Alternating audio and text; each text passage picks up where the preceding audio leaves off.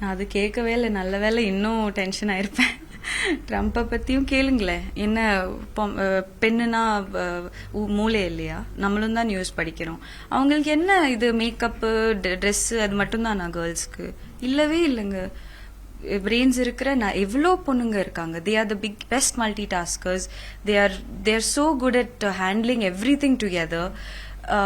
என்னமோ எங்கள் ஒப்பீனியனே இம்பார்ட்டன்ட் இல்லை. நீ ஒரு பெண்ணு, நீ என்ன வேணாலும் சொல்லிக்கோ, உங்ககிட்ட இதெல்லாம் தான் கேட்க முடியும், அந்த ஒரு ஆட்டிடியூட் இருக்கு. அது ஏன்னே எனக்கு தெரியல. அவர் படத்தையும் பார்த்ததுக்கு அப்புறம் படத்துல நான் பண்ணதோ இல்ல அதெல்லாம் பார்த்துட்டும் ஓகே, இஃப் ஒரு யூஸ்லெஸ் கேரக்டரா பிளே பண்ணனா அவருக்கு கேட்கறதுக்கு ஒன்றும் இல்லை சொல்லலாம். ஆனா அதர்ஸோட ப்ரெஸ் ஷூ முடிச்சுட்டு ஈவன் தென் டார்கெட் பண்ணி அது எப்படி ஒரு மாதிரி ஒஃபெண்டட் ஈகோனா அந்த அளவுக்கு இருக்கு அவருக்கு. And he's bring me down screaming at me. ஒரு மரியாதையே இல்லாம ஒரு பெண்ணுன்னு பார்க்காம அந்த ரூம்ல ஒரு 50-60 ஆண்கள் மட்டும் இருந்த ரூம்ல அந்த அளவுக்கு கத்துறாரு என்ன போட்டு. நான் அதுவும் சொன்னேன். Even then he didn't stop. அப்புறம் நான் சொன்னேன், I'm not generalising all press. உங்களை மாதிரி இருக்கிறவங்கள ஜென்ரலைஸ் பண்ண விரும்பல நான்.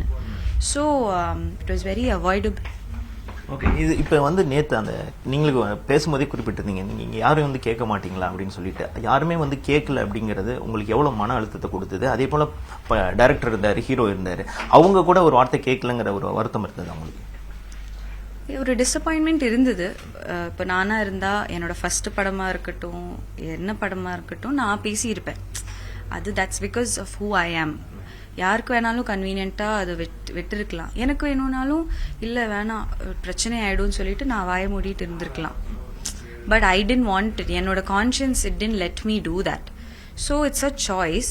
பட் ஹேவிங் செட் தட், இப்போ நான் அந்த ஃபர்ஸ்ட் டைம் ஸ்டக் ஆன மாதிரி மேபி இந்த வாட்டியும். ஸோ ஐ ஆல்வேஸ் கிவ் அந்த பெனிஃபிட் ஆஃப் டவுட், ஒரு செகண்ட் சான்ஸ். யாருமே வேணும்ட்டே நம்மளை ஹர்ட் பண்ணுறதுக்கோ, அட்லீஸ்ட் நாட் மை டீம். அந்த ப்ரெஸ் அவங்க அந்த ஜேர்னலிஸ்ட் அப்படி தான் பண்ணாரு. But I know that they tend to it. they could have done better. நான் அது சொன்னேன், sir I'm little let down. ஒரு மோர் தென் 1 year ஒரு படத்தில் ஒர்க் பண்ணுறோம், ஒரு ஃபேமிலி ஆகிறோம். And then ஒரு crisis situationலயும் if they didn't stand up for me, but I proved that I can stand up for myself. Like பெண்ணோ anyone, you don't need anyone. யாருக்கிட்டையும் expect பண்ணாதீங்க. You can do it yourself. இருந்தா நல்லது, இல்லைன்னா okay.